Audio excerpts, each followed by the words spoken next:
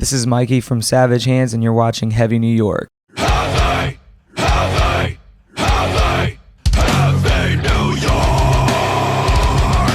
What's up, everybody? It's Alex from Heavy New York. We are back at the Gramercy Theater, and we got Mikey of Savage Hands here. Thank you for your time. Thank you. What's going on? It's so awesome to have you here. The Truth in Your Eyes is the newest record, which came out January 31st of this year. Do you just want to talk about like how the making of this record was, the recording, all that fun stuff? So, long story short, the making of The Truth in Your Eyes, it began with Memory, our first single, Memory. We wrote that actually before we put out the EP, our debut EP with Sharp Tone. We wrote that song as, just an indicator of we're ready to go back into the studio. We're ready to write. Because our process of signing and putting out that EP, it took a while. So we had sat on that material for quite a long time. So we were ready to get back. We wrote Memory, and it sat for a year. And then when we came back from the two tours that we did with Palisades in 2018, I went through some real tough home stuff. So I got home, and I went to Boston to go work for a travel job that was with the company that I work for. And while I was up there, I was going through a lot of different things, a lot of emotions. And our producer, Andrew, was like, dude, you should come out to Cleveland when you're done up there, and let's write a song. I was like, all right. So we got there, and the guys had already done a couple of instrumentals. We were just kind of in and out of the studio. Nothing really, we didn't have, like, booked time there yet. We were just kind of going there on free weekends to write, and they had written the instrumental for Demon. And when he played it for me, I said, I'm not there. Like, I can't write that song right now. And he was like, well, what about this one? And he showed me Washed Away. And I was like, I think that's the one. And that song was pretty much about what I had gone through, a harsh breakup with somebody that I'd spent a lot of my life with. So that's where that song comes from. And then once we sent that song to Sharp Tone, they were like, all right, let's get them in the studio. They're getting really emotional on these songs now, and like I think this is the right time. So we packed up Andrew's equipment from Cleveland, and I drove him to Maryland to my house, and we made a studio in my house. There you go. And that's how it worked out. Because I thought that there was many different, like, just to go from Memory to Brain Dead on this album, like, Yeah. I found many different emotions. Like, is this almost kind of like a retrospective of what you were feeling between, like, the debut EP and to now? Yeah, so, like, and especially, like you say, Brain Dead and Memory, like, they're both about the same topic. But Memory is me being more angry, at my family, loved ones that are, have addiction problems. And then as Brain Dead is more of like a sympathetic thing, like me asking more questions like why, like there's a line in that song, it's like, where's my friend? Are they alive or dead? Like, that's me being more sympathetic. Whereas in Memory, I was just, really just like hating and being bitter about it, because I don't have a problem with people that have addiction problems, but it does, they take a lot from everybody, and they hurt, and they don't realize it, and that's something that's overlooked. So that's just one of the things that I wanted to get across, because I've dealt with that my entire life.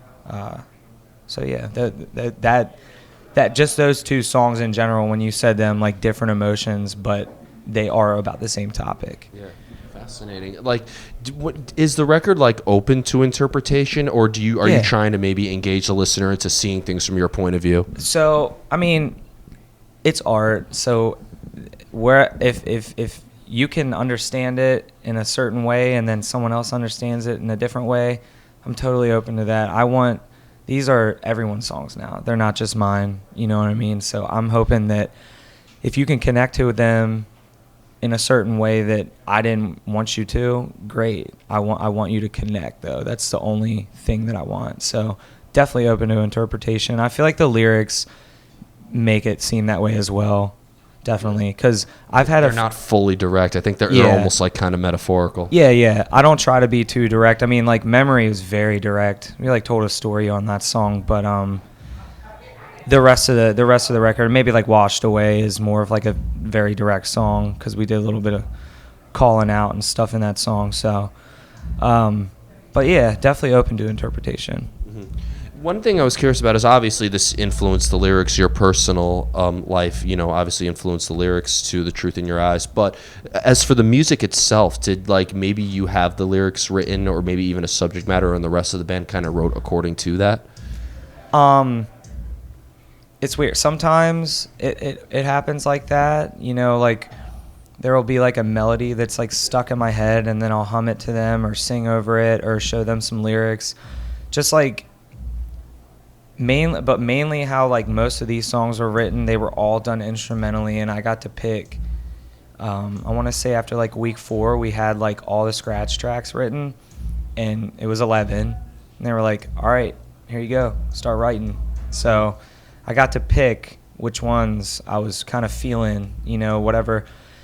There's a bunch of different emotions captured on the record, so one day or a couple of days out of the week, I might have been feeling this type of way, so I needed to write these few tracks. Wherever I could feel for that week or for that day when I was writing them, that's what I do. But that's pretty much how we write, is instruments first, then lyrics and vocal melodies and stuff. We want to try to do it differently and try to maybe like write a vocal melody and then things behind it yet, but we just haven't tried that out yet. Never too late. No. Yeah.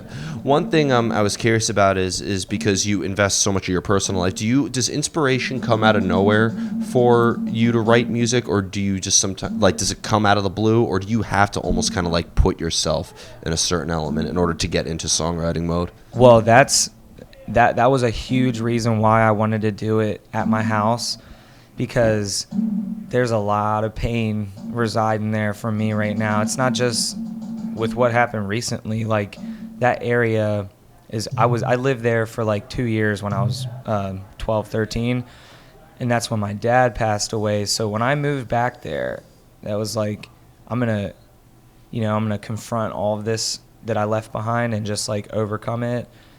It's going to make me stronger. That's a big reason why I wanted to live there. I just wanted to like get over all of that. Like, there's some people that they go through some stuff and they don't ever want to go back home, or they don't ever want to go back there. Like, but I just wanted to go back so I could like fix my fear, So that was like a very important part of doing it at home, because it like brought up so much inspiration. Just like sitting on the couch thinking, starting to write, get frustrated, stop, and then walk around and then look at a picture on the wall and just remember something that happened in the past couple of months or whatever, and then sit back down and start writing again. So yeah, more or less, like, inspiration would sometimes come out of nowhere, but just being in that house, being in that like part of town was just enough inspiration for me, because most of the record's pretty dark. So yeah. I thought that, like, from listening to the whole sonic element of this record, it almost seemed like both listening to the lyrics but also the melodies and instrumentals that supported it, it almost seems like closure, or like was kind of like the underlying meaning behind the entirety of it. Did maybe that environment, is that kind of that helped bring closure to this? It was like a release? It definitely did. Like, a lot of different things, like the song Rotten Soul, it's pretty much me like calling myself out, admitting that I had a little bit of an alcohol problem, like, and it wasn't like an addiction thing. It was just like a self-medicating thing. Like whenever I started feeling shitty, I would just drink a bunch of alcohol. You know what I mean? And so a song like that, like, to be able to put that out in the world and just like be like super vulnerable, it's nerve-wracking at first, but then like people really like that song and they really like Washed Away, and those are things that definitely granted me closure for sure. And it's cool that you say that, because at least you, like, somebody notices, and you can't be the only one. So thank you. I mean, it's just like, because sometimes, like, obviously lyrics could help shape like the story, but I almost feel like the melody and rhythm also has just as much meaning as the lyricism as well. So I just think, maybe is it fair to say that all 5 of you guys were like maybe in like the similar headspace maybe in writing this? I do know. So like, I used to track vocal, like I would track all by myself. I didn't like the guys being in there, because I mean, I'll admit, I have cooks in the kitchen. I have a hard time when people are like, oh, you should do this, you should do that, and I'm like, dude, stop, leave me alone. Randy Bly is the same way, so no judgment. It's but on this record, everybody sat in that room and with me, so it was cool. And getting to show them or like talk to them about the lyrics before I'd say them, and if somebody had a discrepancy, they'd be like, "Why are you saying that though?" And I'm like, "'Cause that's how I feel." And they're like, "But how though? Like, what is that?" And I tell them, and they're like, "I get it now. I got it." So it was like pretty special to be able to share that with the guys, because I've never done that before. Yeah, and maybe you found new things in each other as well. Yeah, definitely. Yeah. One thing I was curious about is because, obviously Payne was a paintbrush behind the music. So when you're playing this material live, does that almost kind of put you back into a similar, like, I guess, time period as to the reason why you wrote that music? Not so. The ones that we play live now are Memory, Demon, and Blue. So Demon and Blue are kind of like powerful, like emotional songs. Like for me, it's like it's more of like a overcoming ordeal versus like I got a lot of pain left in me. So those songs, to me, I lose my mind. I love playing them live, and I can literally just soar right through them. Memory is the same way. I've still got family and friends that are battling with addiction and overcoming things, and they love this song, even though it's more or less about some of them. Like, they know that, and they like it for some reason. Like, it's literally nothing against anybody. It's just me putting my personal feelings out there, what it's done to me. So, yeah, those songs are great to play live, and they don't put me in any kind of weird headspace. But, like, I know on the next tour, I think we're going to pull out some of the more painful tracks, like Rotten Soul and Washed Away, and looking to share some moments, Yeah. Definitely going to be emotional, and not just for me, but for the fans, I think, because a lot of the fans are connecting to those in ways that I didn't think they would. Yeah, I mean, it's amazing on how, like, a situation like a release for you becomes a release for other people. Yeah. Yeah, and that kind of led me into my next question. I have two more questions for you. But when it comes to playing live, is there maybe a similar energy or maybe a similar method behind the madness to playing live versus songwriting, or are they two completely separate mind frames altogether? I've never been asked that question. For me,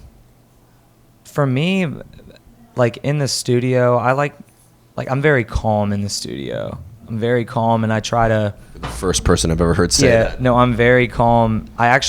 So when we were doing the recording for this at my house, like, I built like a little vocal booth and everything, and I put a table in there. I had like incense burning, a candle. I had like everything all nice and organized on my shelf right here. And yeah, I like to be like super calm in there versus like live. I'm chaotic. Not as chaotic as the guys, because like I said, I'm trying to tone down just a little bit. But definitely like wild boy status on the stage, and just trying to lose my mind, because I feel like the more energy you put out to the crowd, the more that you're able to receive back, and it's like a wave, like back and forth. And that's something that we love at Savage Hands shows. Like, I don't care if you're out there moshing, jumping, clapping, singing along, like crowd surfing, whatever you want to do. As long as I'm feeling your energy, I can give more back. So like, that's why we try to be as energetic as possible on stage. There you go. And the final question I wanted to ask you is back to the songwriting process, and the most difficult question of the whole interview for every artist I've ever asked. How do you know when a song is done?